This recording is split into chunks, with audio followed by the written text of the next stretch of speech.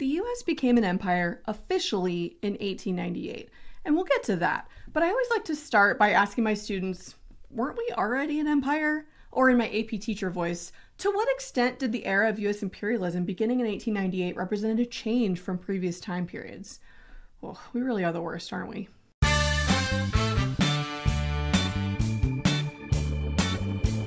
Like I've been mentioning in previous episodes, the US has been expanding and gaining territory basically from its beginning. Like, we started out as part of the British Empire expanding into North America.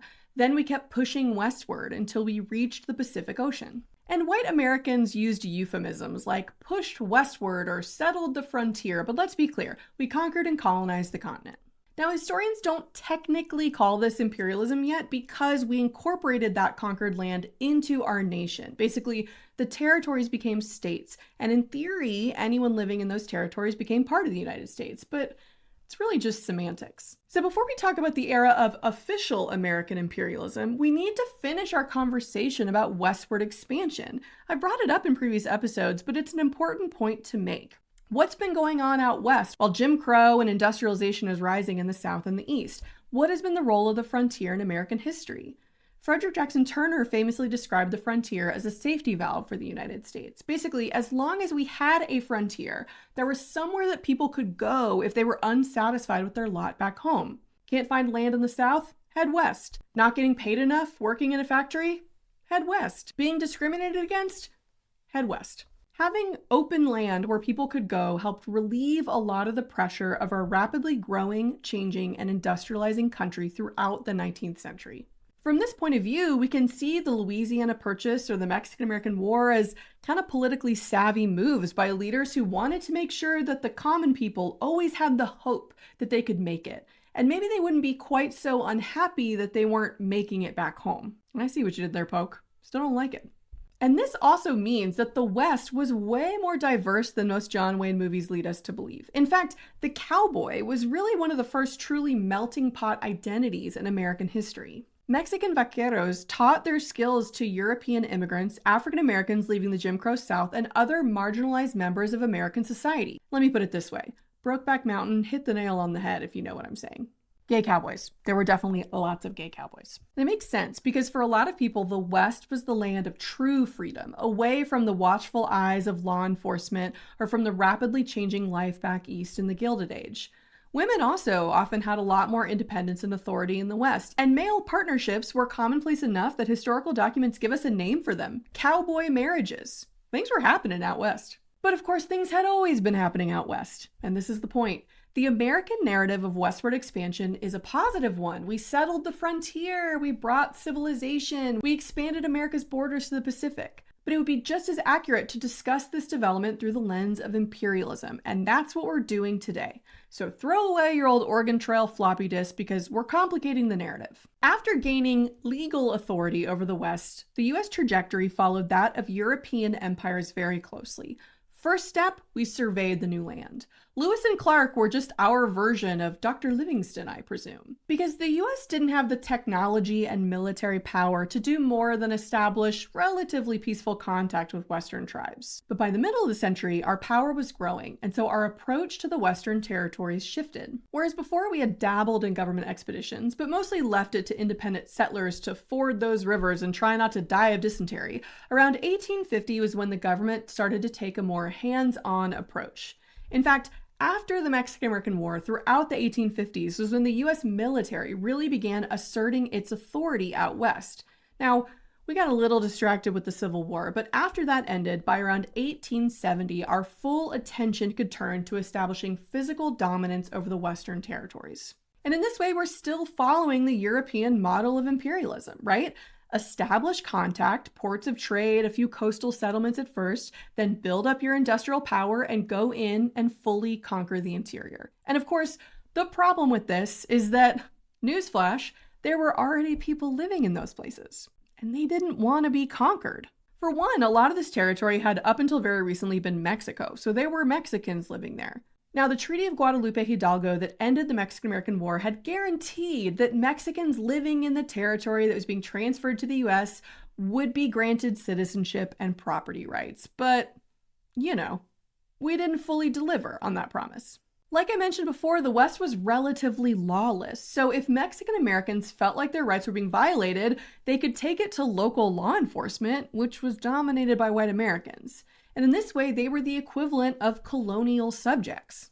Even though they technically weren't part of an American empire because the land had been annexed and was fully part of the US, the experience of people of color in these annexed territories was analogous to that of colonial subjects in Africa, India, or Southeast Asia at the same time. They were governed and subjugated by a white American government that didn't recognize them as equal participants in the country. And just like we see in those other parts of the world, people always resist conquest.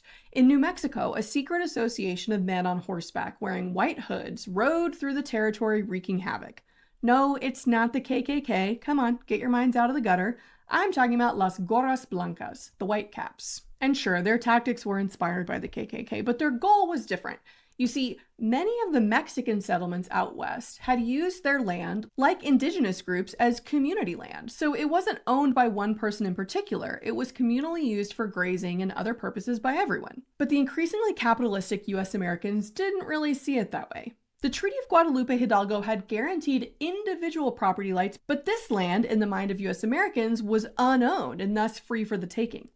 After petitioning courts to protect the communal land, Las Gorras Blancas took matters into their own hands. They destroyed property and infrastructure that had been built on community land and launched a militant campaign of intimidation against individuals who were encroaching and occupying their land. But obviously the most dramatic example of American conquest in the West relates to our treatment of the Native Americans. And as a teacher, I'll be honest, I've always struggled with how to approach this topic because it seems really daunting. Like, we can speak in generalities about all indigenous people, but that's problematic because they were each their own entity with their own story to tell. Or I can try to cover as many different tribes as possible, but that starts to feel like a laundry list of names for kids to memorize, and that's not really the way to approach history either. So instead, I want to look at just one tribe's experiences with the federal government in the second half of the 19th century. Hopefully, by tracing the experiences of just one group, we can get a decent idea of the policies and the impact of those policies on Indigenous Americans in general. And obviously, there were, dozens of tribes I could have chosen that unfortunately mostly all have similarly dramatic stories to tell, but I chose the Lakota people. Now, they've been known historically as the Lakota Sioux, but Sioux was actually a derogatory name given to them by other people, so we don't call them that anymore. Okay. In the 1840s, as settlers began moving through the West, think of the gold rush in 49, for example, the U.S. military began building trails and forts throughout the territories to facilitate this settlement. Especially after the Mexican-American War, the government wants to get the land settled as fast as possible. Like, yeah, they'd won it in a war, but that didn't mean that some other country might not come along and want it too. We're looking at you, Britain, who's still up there in Canada, by the way. The most famous of these, of course, is the Oregon Trail, where, contrary to popular belief, not everyone died of a snake bite. Remember that in the game, your lifeline was getting to a fort where you could trade for supplies? Yeah, those are military forts, and they also became a major point of contention with indigenous tribes. In the modern-day Dakotas, there was what used to be called the Sioux Nation. Technically, they're the Oceti-Sakowin, of which the Lakota is one of three regional groupings: Lakota, Western Dakota, and Eastern Dakota. Within the Lakota, there were various communities and tribes, but for today, we're going to oversimplify and just talk about them all as the Lakota. Their first contact with white people, as far as we know, was the Lewis and Clark expedition. There was a standoff as the Lakota refused to allow the explorers to continue upstream through their territory. In journals detailing the expedition, they predicted a battle with the indigenous people, but it never came, and the group passed through unharmed. As far as we know, almost 50 years went by before the next standoff. The U.S. military built an outpost called Fort Laramie without permission on Lakota land. In classic ask forgiveness instead of permission fashion, the U.S. government then stepped in and made a treaty with the Lakota, after the fact. The 1851 Fort Laramie Treaty was negotiated to give protection to travelers on the Oregon Trail while acknowledging that the Lakota had authority and sovereignty over their land, quote, as long as the river flows and the eagle flies. Great! So the Lakota wouldn't attack white settlers passing through, and they would keep their land forever. Except the U.S. government did nothing to enforce this treaty. Unauthorized white settlements began almost immediately, blazing the new Bozeman Trail to connect the Oregon Trail and Fort Laramie with newly discovered gold fields further in the indigenous lands. The Lakota and other native groups responded by attacking settlers and eventually immigrant trains. In one event, a white migrant accused a Lakota man of taking his cow. Now, typically, all negotiations and mediations with indigenous groups were handled by U.S. Indian agents. In theory, these men were mildly knowledgeable on native customs and had developed better relations with the tribes they worked with. Essentially, they were diplomats, as opposed to members of the military. But in this instance, instead of sending the U.S. Indian agent to deal with the matter of the stolen cow, a small detachment of soldiers was sent, with a French Native American interpreter who only spoke broken Dakota, which was a different dialect than Lakota. Oh yeah, and he also arrived at the encampment drunk. I'm sure this will go well. So in what sounds like the start of a bad joke, 30 U.S. soldiers walk into an encampment of about 1,200 Lakota warriors. Surprise, surprise, the drunk interpreter didn't do a great job. Their chief, Conquering Bear, tried to ease tensions by offering a horse in exchange for the cow, but things got lost in translation. As the argument heated up, both sides anticipated a fight. A nervous U.S. soldier fired his gun and chaos erupted. The Lakota quickly killed the U.S. Army officer Grattan, 11 men, and the drunk interpreter. The other 18 soldiers were cut off and killed by a rising war chief named Red Cloud. In the end, the only native person killed was their chief, Conquering Bear. This event sparked over a decade of conflicts, including a conflict known as Red Cloud's War. This was a 2-year series of raids and skirmishes between the Lakota, Northern Cheyenne, and Northern Arapaho on one side, against the U.S. military in Wyoming and Montana. But the largest battle in Red Cloud's War was the Fetterman fight. About 10 native warriors, including a guy named Crazy Horse, lured a detachment of soldiers into an ambush. All 81 U.S. soldiers were killed, making it the worst military disaster ever suffered by the U.S. Army on the Great Plains. Up to that point. Foreshadowing.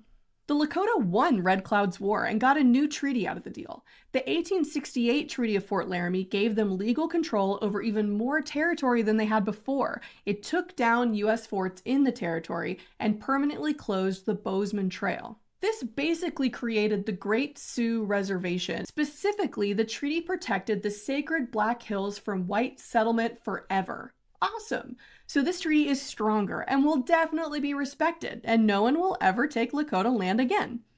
Except that 4 years later, gold was discovered by white settlers in the Black Hills.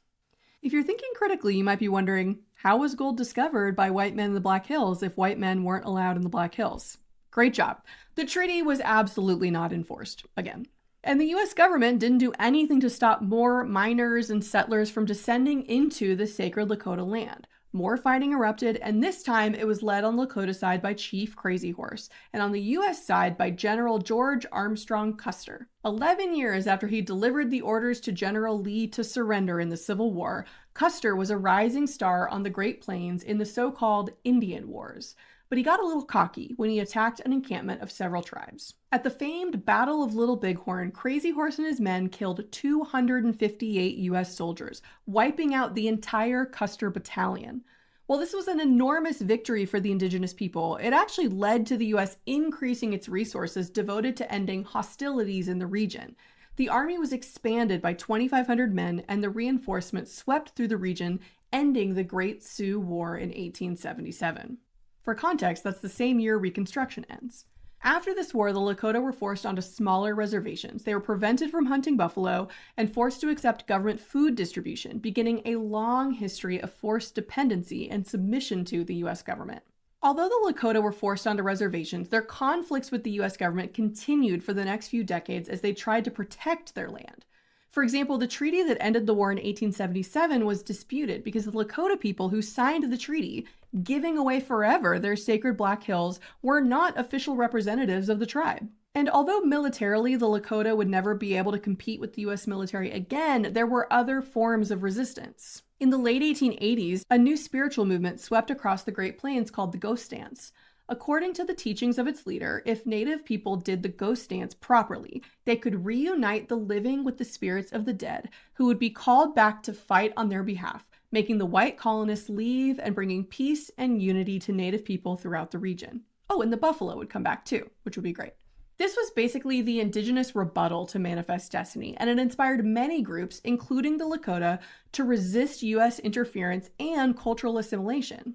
Unfortunately, just like Little Bighorn, this movement created more problems for the indigenous people because the US government really saw it as a threat. They kept track of various Native leaders in the region to ensure that they would not join this movement and give it more legitimacy. And one of these leaders they were paying very close attention to was a Lakota chief, Sitting Bull. He had actually predicted the victory at Little Bighorn and then fled north for a few years. After surrendering to U.S. forces at the end of the Great Sioux War, Sitting Bull met and became friends with sharpshooter Annie Oakley and started working as a performer in Buffalo Bill's Wild West show. Sitting Bull used this as a way to make money and as a platform to give speeches about improving education for young indigenous Americans and improving relations between the Native and the white people. He was basically an indigenous influencer, using these traveling shows to get white audiences to appreciate his culture and his people. But when Sitting Bull, now a celebrity, returned home to Lakota land, the U.S. Indian Agency grew worried that he might join this ghost dance movement, especially after he allowed the dancers to gather at his camp at Standing Rock.